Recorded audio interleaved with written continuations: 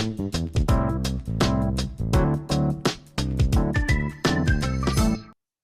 morning and welcome to Crack the Mic podcast with Agent of Change DeCorey Davis. And this week's segment is entitled Policing in Urban America Part 2. And to help me further this discussion, I have a distinguished panel that includes Chief of Police Scott Israel, who has over 40 years in law enforcement and is currently the Chief of Police for the Opa-locka Police Department in Opa-locka, Florida. Reverend Andre Green, a steward at Mount Hermon AME Church in Miami Gardens, Florida. And he's also a social activist who sits on the board of PACT, a social justice organization that has been fighting for justice in Miami-Dade County for over 30 years. Isaiah Wallace, owner of Crown Guard Security Company, motivational speaker, and is an executive producer to the podcast. And last but certainly not least, Reverend Keon Payton, senior pastor, Princeton Theological Seminary graduate, and director of community outreach for Realm Film International. Good morning, gentlemen. Good morning. Good morning.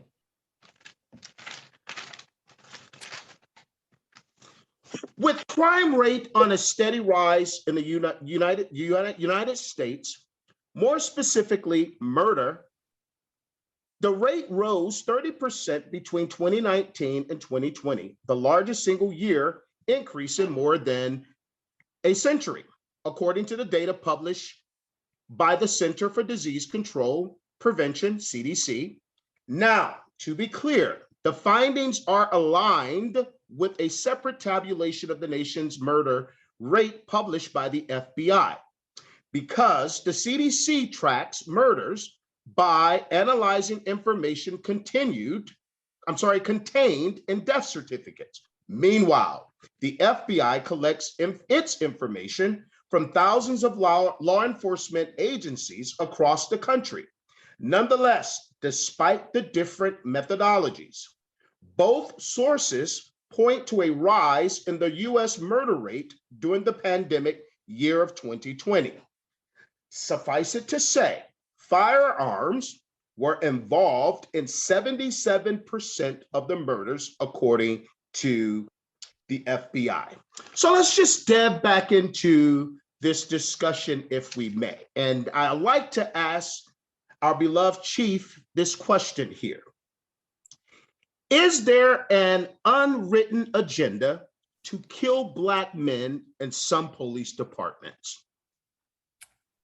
Yeah, it's sad that this question has to be asked, and I understand why it does. But if the answer to that were yes, I would resign from the profession. There's no agenda to kill, hurt, or arrest. Police departments, if they're doing things properly, they react to force. Force is not a proactive anomaly. It's something that you react to. If any police officer or any reputable police officer, the 97% of us or whatever the number is that say you're under arrest, you would just love the person to turn around, put their hands behind their back, be handcuffed, and then they go to the criminal justice system. But unfortunately, there are times where a subject, resists arrest and necessary force is allowed under the law. Sadly, and we've all seen the videos, police officers use unjustifiable force. They shoot unarmed people. As a SWAT commander, I've always taught we shoot what we see, not what we think. You have to see something. You have to see the threat to discharge your firearm, not think it. There have been some horrific things. We watched the killing of George Floyd on national TV. We saw that, this wasn't when this Chauvin kneeled on his neck for 9 minutes or whatever it was. The scariest part of that for a police officer watching it, other than seeing Mr. Floyd die, is the fact that This wasn't a hidden camera or a body camera or a citizen's camera that caught him in a clandestine hallway doing this. This was something right out in front of God and country. He didn't think, the police officer didn't think he was doing anything wrong. That's a deep systemic problem, and things like that have to change. But but to say that there's an unwritten agenda to kill black men or hurt anybody, no, that's absolutely false. Okay, anybody else want to weigh in? Thank you so much for that sentiment, Chief Scott Israel. Anyone else want to share on that question Yeah, there? this is Reverend Peyton, and I I certainly understand the perspective of the chief, and while we don't want to believe that any of our law enforcement agencies have people who are, or the vast majority of people who are just wicked and have evil intent to devise such a plan, I think it would be naive of us to not appreciate the legacy of slavery and the legacy of the demonization of black men over the years, which has created a perception that somehow black men are angry people or black men are animals. I'm here in Oakland County, and recently we had an incident in one of our most affluent communities, Birmingham, Michigan, where at Roper School, which is touted as one of the leading schools in the United States of America, where tuition is $30,000 per year, a high school biology teacher gave her 12th grade students a homework assignment to identify and classify apes, monkeys, and lemurs. And on that homework assignment, with a gallery of apes, monkeys, and lemurs, right dead in the center, was a two-term elected president of the United States, Barack Obama. Wow. And we know that these types of propaganda go all the way back to slavery, when black men were intentionally castrated in community to be made to feel less respected, so that in that humiliation and that shame, black men would, quote unquote, stay in their place. And so when we think about law enforcement officers who live in families who often aren't honest about how they've reconciled with the traumatic past and the legacy of slavery, unfortunately, endemic in the DNA of our country, there is implicit bias where people oftentimes operate from that bias and can do so intentionally and unintentionally. And so again, with respect to the work that we do with the Institute of Trauma and Economic Justice, ITEJ, we are committed to helping to train law enforcement officers, and not only law enforcement officers, but the public in general, about their own biases that play into the perceptions that then become the realities that they believe about what is transpiring in American culture today. And so I think that can be handled in two different ways. One, I definitely believe that our law enforcement officers, since they're the ones that are carrying weapons and have the responsibility of keeping the public safe when they interact with African-American men or the public, they have a responsibility of recognizing or having training with respect to identifying their own personal biases, particularly as it relates to Black men. And there are a number of assessments that our organization will be able to provide in training law enforcement agencies so that they can recognize their own personal bias. That was a part of some of the trainings that certification programs that I've been able to be a part of in understanding and appreciating how bias plays a role in the poor relationships that we currently have between communities of color and law enforcement agencies.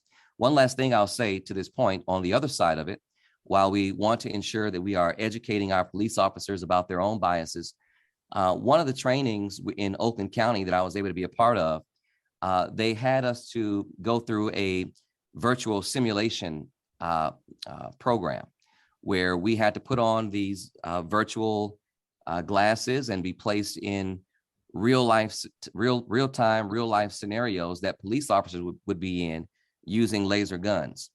And you would be surprised how trigger happy many of the lay people who were just angry about police relations and wanted to better understand how some of our own biases that we bring into how we judge situations and circumstances that we enter into. And I think that if we're going to bridge relationships, we have to see more work like what Chief Israel is doing there in Florida, where the police officers are doing grocery giveaways and trunk or treats in the community and having that level of community presence, but then also making certain that we are working very hard to develop the types of long-term relationship building program opportunities, like police athletic leagues, where we know many of our young kids don't have opportunity to participate in sports, et cetera.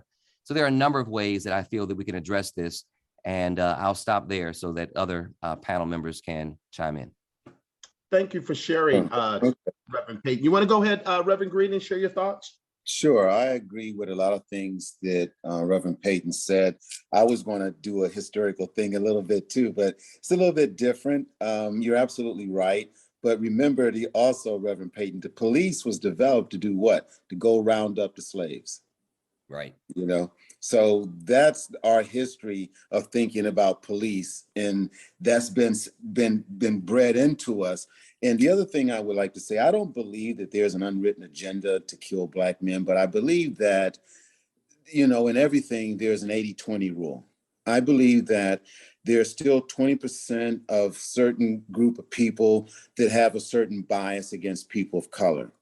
And a lot of them are taking position of power. They're making laws that is this kind of directing. It's almost like is Sheriff Israel would know, a herd mentality. When people used to hang people, 2 or 3 people will start making ruckus, and then a whole mob and everybody will follow those few people. And I think that that's pretty much what's going on right now. I think there's a lot of people that feel like Sheriff Israel, that see the fairness in the things that he want to do. But then there's that 20% that feels the opposite of what he does, that's perpetrating this in law enforcement. And they're the ones who are doing some of the things that's making it bad for people like, you know, Sheriff Israel. Because I have a lot of friends, you know, when I lived in Tampa, we had a little football team that I played on with the police force up there in Tampa. And a lot of those guys are still today are my friends and things and like that. And a lot of things that are being put on police officers, it's not true. But yes, are there a few people that got, you know, their spirits not right and they got some things that they need to work out? That's where I think that law enforcement need to work on. I know they got that Blue Shield thing, but then they need to do it within themselves. You know, it takes a village to raise a family. Then they need to police those guys because it's making it bad for everyone. And I understand they have a family and this and that, but if they have a problem, if you see a person that's an alcoholic, have a drug problem, you're not going to go and keep giving them drugs. You're going to stop it. And they need to do the same thing. And I think that would help us to break this idea that there's an unwritten rule in killing Black men. Now, let me say, they may have been at one time. Can I, this is Chief Israel. Can I make one quick comment? Yes, sir. Yes, sir. Yes, Chief. First of all, to Pastor Payton and Pastor Green, I don't know how you could have made your comments could be any more fair or any balanced, you know, to see both sides and to articulate it. You know, as a police officer, a police chief, I really appreciate that absolute honor and integrity in your comments. I'll just say this. I see police officers from time to time where I scratch my head and I say, how did they get to be in this position? How did these men and women, with the things they say, the way they act, get to wear badges and guns? They slip through and you scratch your head. But pastors, I would ask you this. Do you not go to conferences or churches, and do you not scratch your head when you come upon colleagues and say, how did this man or how did this woman get to be in the same place I am? It's just the human race. And unfortunately, I've said that line, Pastor Green, that 80-20 rule 1,000 times in my lifetime. And that's just the way life is. That's the way, God created us. And sadly, I don't know what could be done about keeping that 20% number out of all professions, especially police officers, because all they do is embarrass us and we're not proud of them. Thank you for sharing that, Chief. Thank you. Isaiah, you want to go ahead and share your thoughts, sir? Yes. I would just like to say that I believe that, in certain places, times have changed, but there are still certain places that you can go, right now. My family is from Georgia, from a very rural part of Georgia. There's places I could go right now and potentially be hung. There's places I could go and disappear. So what they're telling me is basically, in this gentleman in this gentleman's jurisdiction, there's law, there's order, but as a human being, that doesn't make me sleep any better, when I go on my family reunion or whatever. I still feel the same way. So I believe that if we want to target this problem, it has to be safe for everybody everywhere. I welcome that sentiment, Isaiah. And I'd just like to say, it goes both ways. And I think we must find a reasonable mean with respect to policing in urban America, because the truth of the matter is this: police are killing us, and in some instances, we're killing the police. As we just recently saw with the Deputy Glenn Hillard of I'm sorry, it's a county in Maryland, Sheriff Department. He was just killed on Monday. So I'll digress on that point. But let me just ask this question, if I may.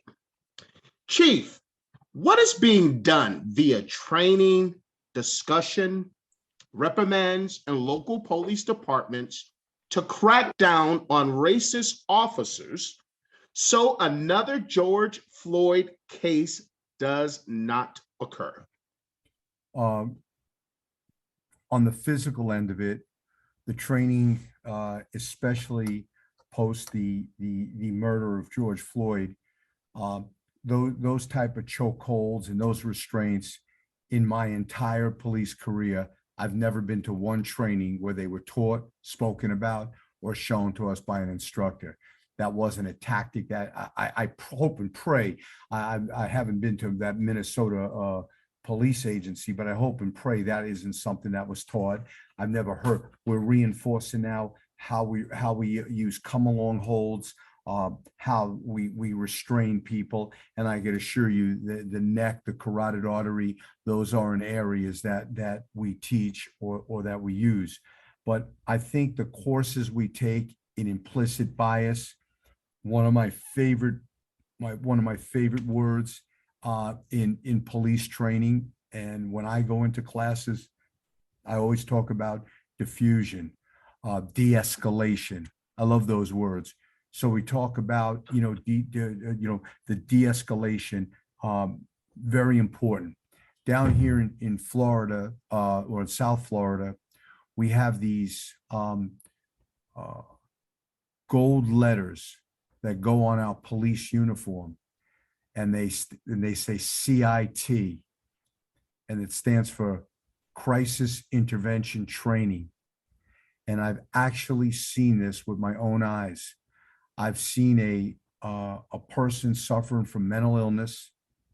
They were in the process of being Baker Acted, which is in Florida, it's the term that allows police to take a person showing mental illness to be evaluated and treated. I've seen an individual suffering from mental illness, combative, screaming, incoherent. And when a police officer from our agency would arrive on the scene with these CIT pins, the stressed individual recognizes him, and he zeroed in on this police officer this one particular evening and said, "Oh, you know what I'm going through." And actually, the person was so calm, we were able to transport him, or the paramedics were able to transport him to a facility to be evaluated without handcuffs and without being restrained. So training like this, making police officers aware of what a person afflicted with a mental illness is going through, and the suffering and the things that go through them. I think that type of training helps us to be more compassionate, to identify what an individual may be dealing with. And I think we've taken giant steps forward in that type of training, both physically and from an educational standpoint. Thank you for sharing, Chief. Reverend Green, you want to share your thoughts? Yes, really don't have much to say. I think that's more along his expertise, but I do feel a lot of things that he said as far as training, is needed. I think that, there should be some type of, procedure put in place for those particular officers that exhibit certain behaviors that we are now detecting. Maybe 20 or 30 years ago, I understand it was a different kind of blue code and things like that. But, as the chief was saying, now it's an embarrassment to them, and it's like me, I'm a former professional athlete and things like that. And if I had a brother on my team or someone that was doing something, I would pull them to the side and we would work with them, but we would not let them destroy what we got. And that's the thing that's going on, I think, right now with the police department, is that, as I know, if I'm on a team where those guys are a team, they know who those players are. I know which guy on the team was a character and that type of stuff. They know who they are. It's just, do they have, the will to do something about it? I know it's political. I know they have their unions, but that's the only way that we're going to correct a lot of this stuff. A lot of those other things are great, but we actually have to have some type of action and have it consistently above the board where there's repercussions and people know where they stand and what it is and stuff like that, because they got a hard job. I'm not trying to be a bleeding person for a police officer. I have a lot of them that are my friends, and I know what they go through and on a day-to-day basis, and, going into situations and things like that. But they're trained, and you if you have certain biases in you already, that's what has been explicit and shown in a lot of things that we see, and they know who those people are. Welcome that sentiment. Reverend Payton, you want to go ahead and share your thoughts, sir? Yeah, so I agree with what each of the other panelists have already stated. I think that I'm very interested in the CIT that Chief Craig mentioned, because I do think, again, my theory obviously is oftentimes for those types of incidents that are difficult to de-escalate. Typically, mental illness could play a role in part of that.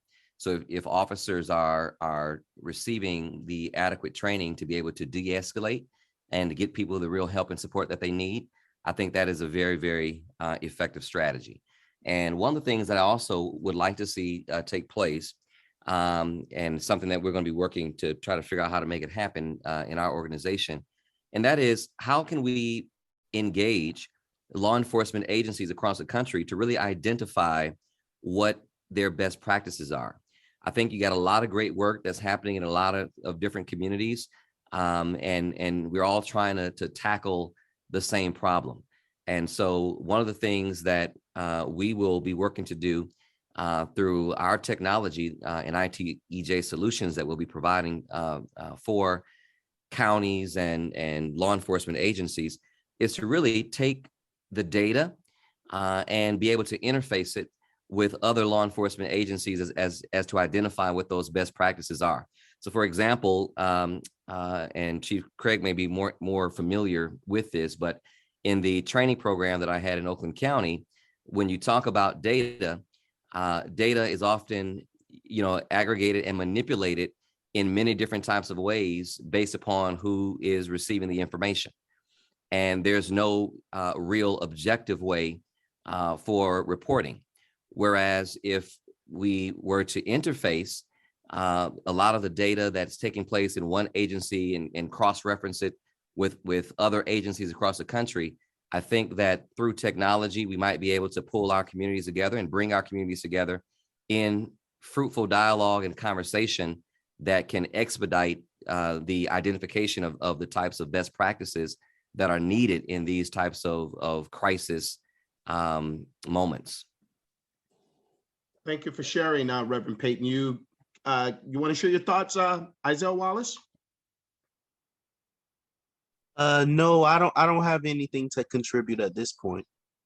Okay. All right. So let me just ask this next question. A gentleman by the name of Daniel Goleman, he wrote a book entitled Emotional Intelligence. And in his book, he suggested the following, that one's EQ is more important than one's IQ. And having said that, I'd like to ask this question because in hindsight, as I look at that very graphic, vivid atrocity that took place at the expense of Derek Chauvin, in which he put his knee on George Floyd's neck. And I can't but in my mind sit here, just my humanity cannot accept the fact that a human can cause such hurt to another human. And there has to be, and let me just ask this question. Let me just go directly into question. Are officers screened from a psychological aspect, Chief Scott Israel? Yeah, of course, that's a great and poignant question. I've been a member of 4 police departments in my plus 40-year career, and all 4 of those police departments, one being a sheriff's office, did provide psychological screenings before the candidate could become a police officer. I don't know, the percentage throughout the country, but I think I think that's important. I think it should continue. There are unions. One of the panelists made mention about the unions, and I was just shaking my head when that was made, because it was such a spot on comment. But some of the unions oppose psychological testing. I'm a proponent of it. I think it can let you know that somebody is not cut out for police work. And I'm a believer in psychological testing. Absolutely, absolutely. Isaiah, you have the next question, sir. Thank you for the floor. Are officers taught to report their partners who mete out illegal abuses against citizens, especially Black men, or stay quiet? Is there a protocol for this?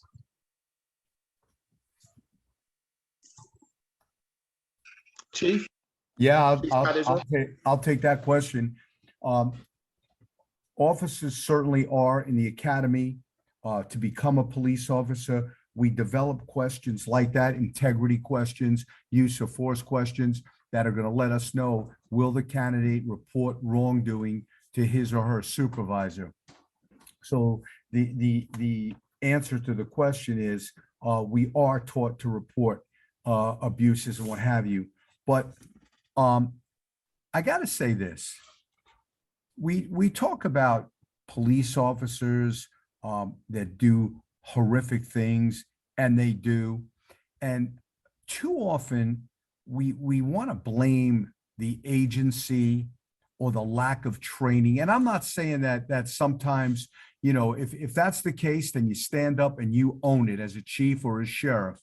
But too often we want to blame the agency or the academy. And sometimes we have police officers growing up, parents, lack of discipline, people. And if I can, I know there's so many incredible panelists, but I do want to share one story. I was a rookie cop on the Fort Lauderdale beach, and I got called to a burglary. It's the first felony case I've ever been dispatched to. I got to the home that was burglarized. It was already done. The suspects had long gone, and it was a family, a white family, mom, dad, young boy, young girl. As I took the report, the people were upset that their house got burglarized, but I got to the suspect box where they had to give a description of the suspect, and they had not seen the suspect. The suspect broke in, stole what he or she were going to do, and they were gone. And the male half of this marriage started to tell me that they had to be African American, and I assure you, he wasn't using the word African American or black. And it was over and over and over and over. I mean, you could have cut the racism with a knife. And I remember getting the information I needed.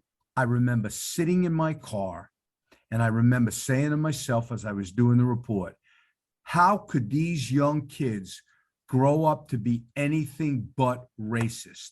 So yeah, we got to do a better job in police work, but it starts in the home. It starts in it. We need to get people into faith-based areas. I mean, there's a lot more this country could do, families could do, taking charge of their kids and bringing their kids up the right way. So I think it's a lot more than a police officer going to the police academy and learning this or learning that.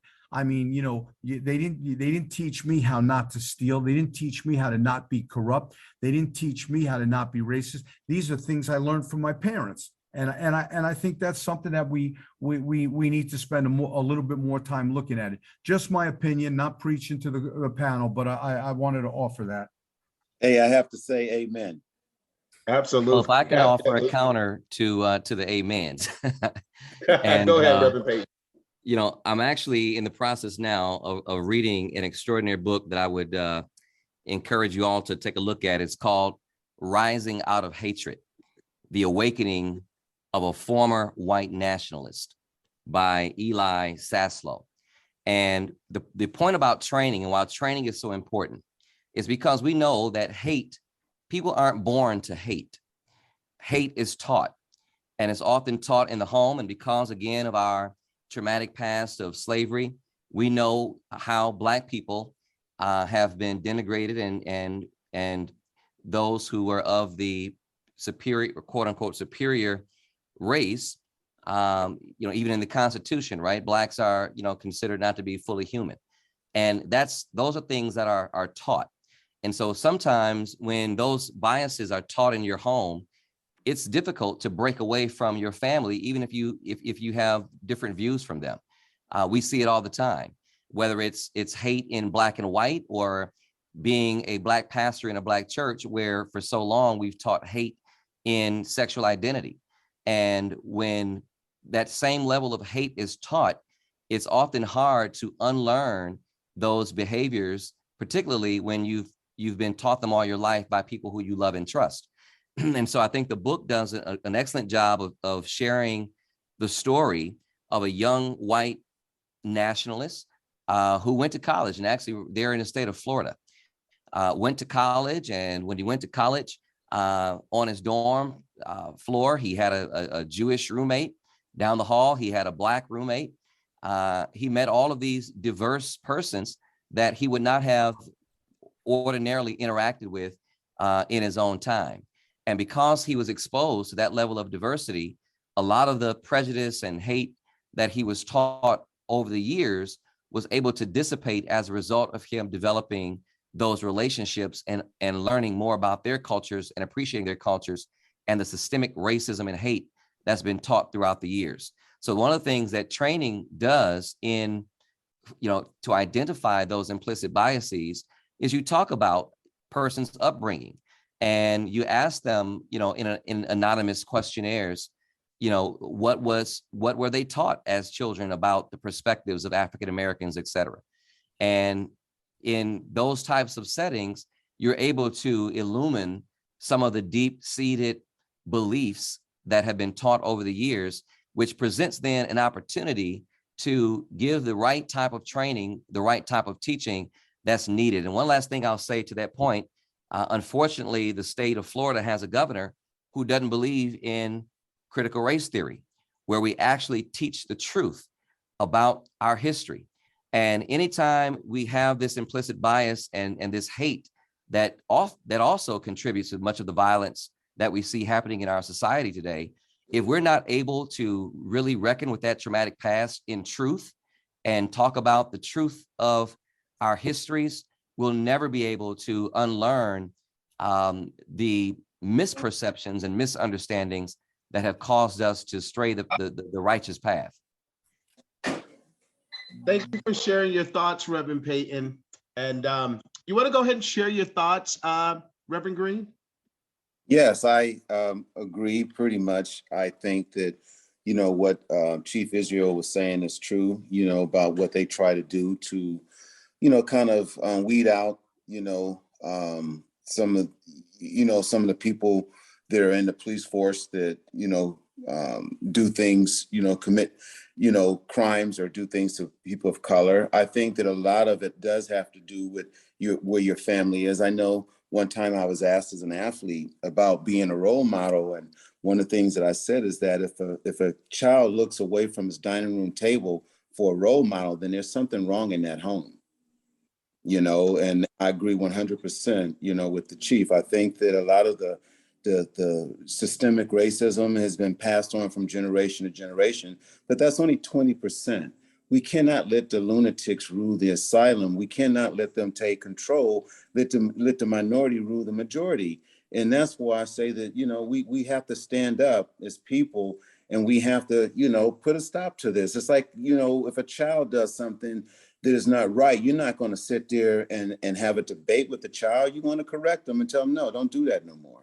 You know, we got to get to the point where we as leaders in this country that we, you know, we have to be able to tell the truth. And we have to be honest with one another, because if we don't, then our democracy would be lost. We'd be in a civil war, and it'd be hell on earth, man. I mean, that's the only direction that it's going in, is we keep putting all this together and we keep talking past each other, and nobody's sitting down, everybody's staying in their corner, and this is my belief and this is my belief, and there's no in between, because I don't know what the problem is, tell you. I guess there's an angry, I guess it has a lot to do with the economy, has a lot to do with a lot of things, but it seems like instead of us finding solutions, we're always pointing the finger at one person. Biden's doing this, or Trump was doing this person's doing that. Nobody is talking about, if one person has a plan, well, that plan's not going to work. Well, let's try it. Let's see what it's going to do. We're all in this together. It isn't that I'm going to knock you down.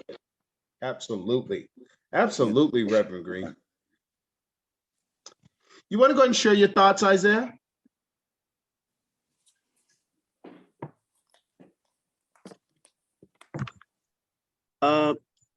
I don't know much about the discipline system within law enforcement. The thing that I would love, you know, to hear about or know about is, you know, whether or not the local law enforcement like Chief Israel in Opelika or in my own city, Miami Gardens, I just, you know, like to see positive interactions with the police. You know, from my perspective, I'm a fairly young man, but even to this day, I've never been to jail. I've never committed a crime, but I still twitch a little bit when I hear those sirens. You know what I mean? I still feel that conditioning. I still feel distrust or panic or alarm, and I don't know if that's whether to do with George Floyd or Emmett Till. You know what I mean? I think that we all want the same thing. You know, the police officers want to be respected. They want to be that point of trust and authority and representation for everyone. And the citizens want, you know, even though we want to be protected by the police, we want a certain amount of agency. We want to make it to the precinct alive. You know, that's all I like to say. Thank you for sharing your sentiment. And notwithstanding the truth, I'll just like to say, our beloved Governor DeSantis, it's not that he's against critical race theory. is just against it on the the secondary school level. But I digress. Let me just change the tides for a moment, if I may. And this last question, why is it okay for the police to draw their weapons, or why is it permissible for police to draw their weapons and point them at regular civilians when it's not allowed in the military or any gun range in this country? Chief, you want to help us out with that one? I said, I wish this question could be answered on Zoom, but I'm going to do the best I can to articulate the answer. If we imagine, and we do this in training, we're a few feet apart from each other, and then I would have either my finger or a firearm that has been absolutely incapable of firing. The firing is busted, it's painted orange, it's a training weapon. So there's no danger to anyone. And you would start to walk towards me where you had a gun in your waistband or a knife, or you were coming up and got within 5 or 6 feet of me. 100% of the time, if your brain tells you to stab or shoot or grab my weapon, and you know some kind of way to defeat, police officers die I think it's 35 times a year by losing their own weapon because they handgun retention. So our job is to protect, serve, but our job is also to go home at night to our families. Absolutely. It is never okay to point a weapon at a person when there's no reason to do it. We don't come out of a car, we don't get in front of a person and point a weapon at and then start to investigate. I would fire a police officer who did that. But if the police officer can articulate that a reasonable person in his position would have felt that his life is in danger or he's in jeopardy, the person has a weapon or whatever, it's absolutely okay to point your handgun at the person and tell them to freeze and gain compliance. The last thing you want to do is die. A dead police officer can't help anybody, and nobody, no chief or sheriff wants to kneel down at a gravesite and give an American flag to a widow or children or what have you. So there are times, very few. It's not the norm. There are very few times when a police officer is absolutely justified in pointing his weapon at central body mass of a person and to gain compliance and to not get killed or get hurt. If we pull the weapon and we don't need to, and a complaint is made to Internal Affairs, I could assure you this is one aggressive sheriff and police chief who investigated that thoroughly and took disciplinary measures when need be. I don't know how, I like I said, I wish I could show you like a video of what we're doing, but I hope I did a good job in explaining it to the panel. You did. Well stated, Chief Israel. Anyone want to share their final thoughts on this question? Yeah, I totally understand, Chief Israel. I pretty much agree with everything you said. I mean, if I was a police officer in certain positions, you want to make sure because of, the element that you're dealing with this out there. You got to be ready at all times. So you don't ever want to be caught off guard. That would be, I guess you would say, a rookie mistake, right? Yes, sir. Yes, sir. And the religion, the look, the color of someone's skin, that should never, and in police work, we don't use, we were taught in the academy, don't use always and don't use never. Those are words that should never come into play, but I'll violate that own rule. We should never make a decision or act a certain way based on what a person looks like. That's immoral, it's unacceptable, and it's unethical. And that's true. And I believe that everything you say that is factual, and that's your heart of hearts. But you and I both know what we have seen recently. Yes. with police officers, guy running away, he shoot him in the back, or he shoot this person. And then that last one that I saw was unbelievable, man. That was like assassination. He just pulled the gun up and shot the guy in the back of the head. And I'm sure you have as an officer. I have been in a few fights or scuffles and different things like that. And I don't know, man. I have not yet, to when you have, because you're an officer, had one to come to the point where we're ready to go like that. And I'm just going to pull my gun out and blow you in the back of the head. You would have to be really trying to take my life. And I couldn't agree with you more. There was an incident shortly after Floyd was killed, where a police officer, a white police officer, it was in the Midwest. I don't remember where, but a police officer was having a verbal issue to gain compliance with a black male. And the police officer said, stay here, stay here. And the male started to walk towards his car, walk towards his car, walk towards his car. And it was a decent walk to the car. Finally, the black male subject opened the car door. He went into the car. He grabbed for a knife. The police officer shot him. I believe the man was paralyzed. And eventually, the officer was cleared because he went for a knife. Well, I got to tell you something. I'm not a Monday morning quarterback, but a police chief's job, a sheriff's job, is to Monday morning quarterback and give your guys gold stars when they did well, and break your foot off in their hind parts when they didn't do well. And I got to tell you.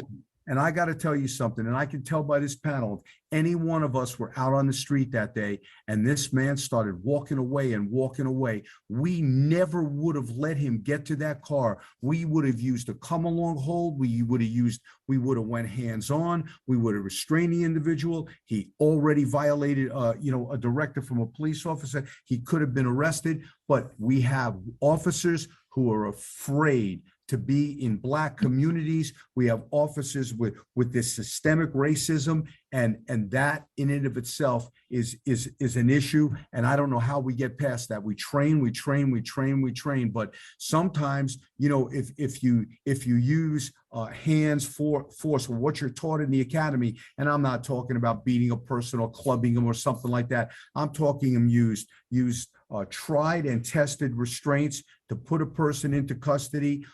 Why not get involved and buckle your chin strap and do what you got to do, rather than have to pull your gun out and let it get into a situation where you're talking life and death?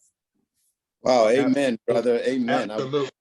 Well, unfortunately, we are out of time for this segment.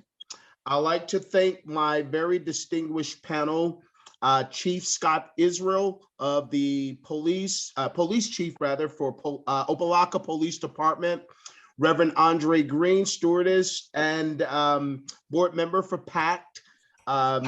Also, Reverend Keon Payton, pastor and Princeton Theological graduate, motivational speaker, Isaiah Wallace, and executive producer to the podcast. But let me just remind you guys to like and share this video. But I'd like to leave you with this quote before we leave. Every society gets the kind of criminal it deserves. What is equally true is that every community gets the kind of law enforcement it insists on. That's by Robert Kennedy. Again, thank you for listening to this week's segment, Policing in Urban America, Part 2. Again, this is your Agent of Change signing off with Crack the Mic.